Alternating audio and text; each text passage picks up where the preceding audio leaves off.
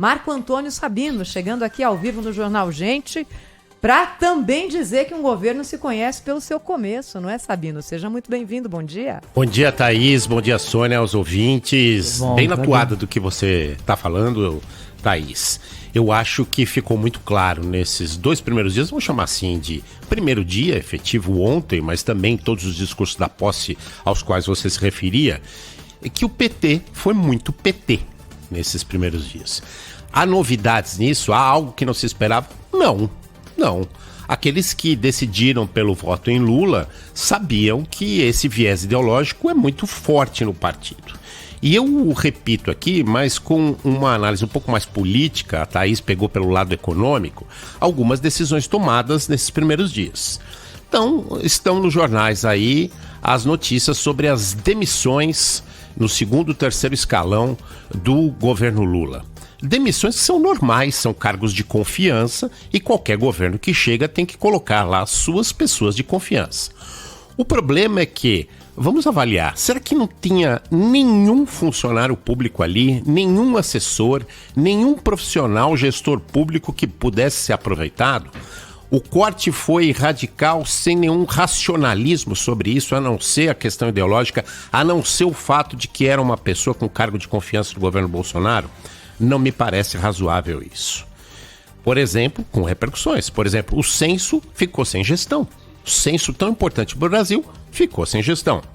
Segunda indicação.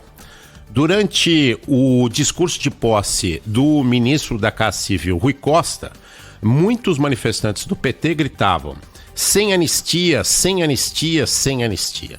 Grito que foi ouvido também na posse do presidente Lula. Também na posse do presidente Lula. Ora, ok, que respondam pelo aquilo que fizeram os que não cumpriram a lei, os que cometeram ilegalidades, eventualmente até crimes, né? Se fala em muitas investigações correndo no Supremo Tribunal Federal em relação ao presidente Jair Bolsonaro e à família dele. Mas esse tom sem anistia, esse tipo de fala, esse tipo de refrão não leva absolutamente nada a não ser a manutenção da polarização do país e essa instabilidade política que a gente viveu nos últimos tempos. E aí entrando nas questões econômicas que a Thaís falou, mas ainda sempre com viés político. Privatização, suspensão de imediato, sem nenhum estudo, ok, absolutamente ideológica. Absolutamente ideológica. O que é que a gente vai esperar? Um Estado obeso, lento? Ninguém está defendendo aqui a priori qualquer privatização. Mas as privatizações não podem ser feitas ou canceladas sem um estudo de qual é a repercussão delas. Isso só se consegue quando se está no governo. As manifestações do presidente Lula sobre reforma trabalhista durante o discurso dele, de revisão da reforma trabalhista, que me parecia um dos poucos acertos do governo Bolsonaro, no Congresso Nacional, é verdade. Mas a reforma trabalhista tinha dado mais agilidade às contratações e até a questão do desemprego, apesar de alto, não era a principal questão do governo Bolsonaro.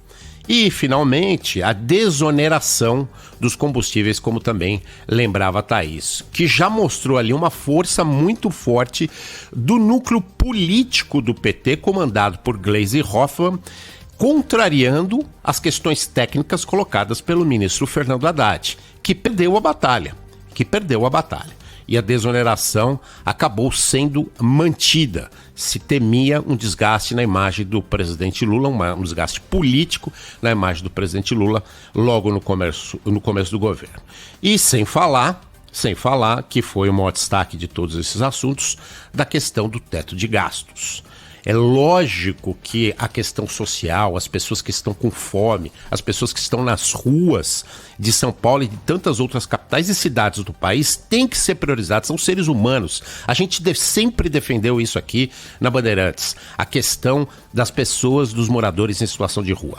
Mas o que não se pode é simplesmente abandonar qualquer teto de gastos e não ter previsão de uma nova âncora fiscal. Porque senão essas próprias pessoas serão as que mais sofrerão as consequências dessa falta de ação. É a mesma coisa da inflação. Quando não se tem teto de gastos, quando não se tem uma política fiscal clara, a inflação volta e os mais prejudicados sempre são os mais pobres nisso. Então, para encerrar e para concluir esse meu destaque inicial, aquele Lula paz e amor do segundo mandato, como lembrou a Thaís, comparando o primeiro e o segundo mandato, não apareceu. Apareceu mais um Lula do primeiro mandato, um Lula menos experiente e mais influenciado pelo PT, e o PT raiz, para usar uma expressão popular aí.